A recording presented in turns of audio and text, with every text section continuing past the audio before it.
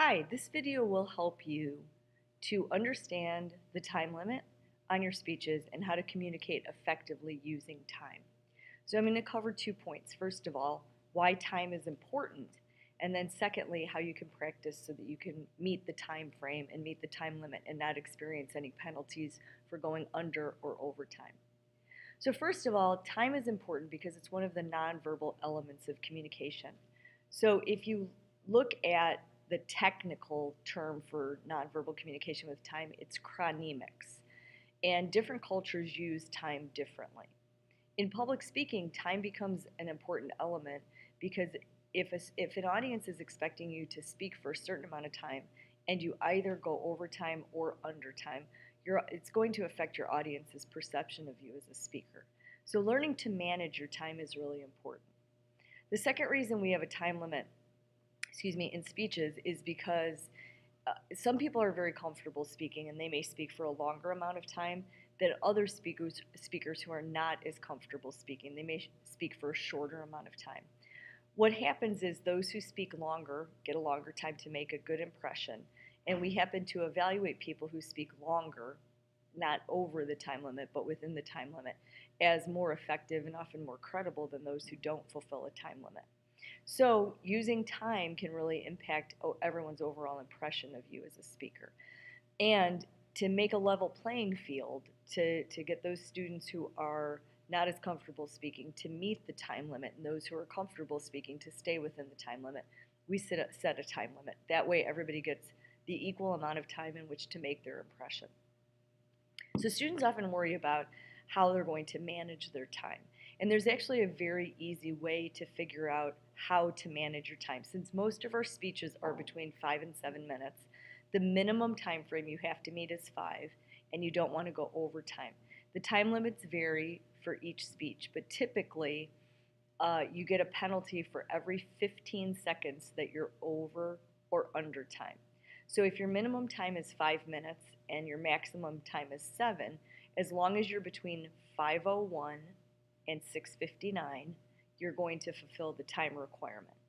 If you only speak for 4 minutes and 48 seconds, you're within the first 15-second time frame 4 minutes and 48 seconds. You're within that first 15 seconds under 5 minutes. So again, 4:48, under 5 minutes. So you would just lose whatever the penalty is for being within that first 15-second time limit.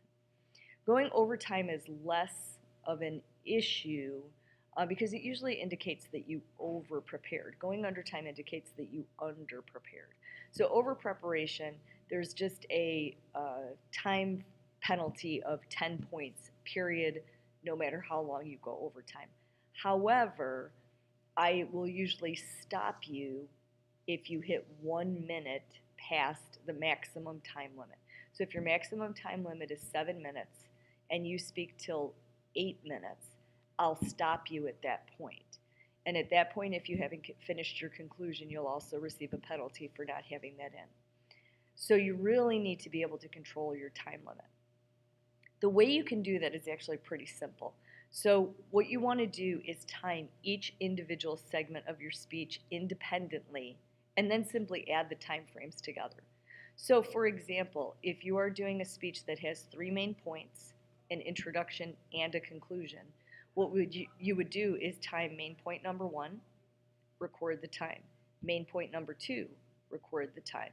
Main point number 3, record the time. Record the time of your introduction, record the time of your conclusion, then add it all together. Then I also recommend that you start at the beginning of your speech and walk all the way through it to the very end and time it again. You should find that if you're speaking effectively as an extemporaneous speaker, where you're allowing yourself some flexibility and adaptability in what you're saying, you're not reading off a script, you're not tied to your notes, the time will most likely fluctuate a little bit. So you want to accommodate that in your speech. The other thing that does is make sure that your points are equally balanced, that each of your main points is about the same time. Again, if you have a 5-minute speech and you're trying to cover 3 main points and one of your main points is 3.5 minutes long, you're not going to have enough time to develop those other 2 points. So you can either drop the other 2 points and reorganize your first point into subpoints, or you can take some time, information out of that longer point, that first main point, and adjust so that you can accommodate your other 2 main points. So again, it gives you a sense of control. Some students are very good at managing their time. For others, this is a new experience. So I highly encourage you to practice frequently. In other videos, you'll also get some tips on practicing that should help you to make sure that you're getting a most accurate time when you're practicing. Good luck and on meeting the time requirement, and I look forward to hearing your speeches.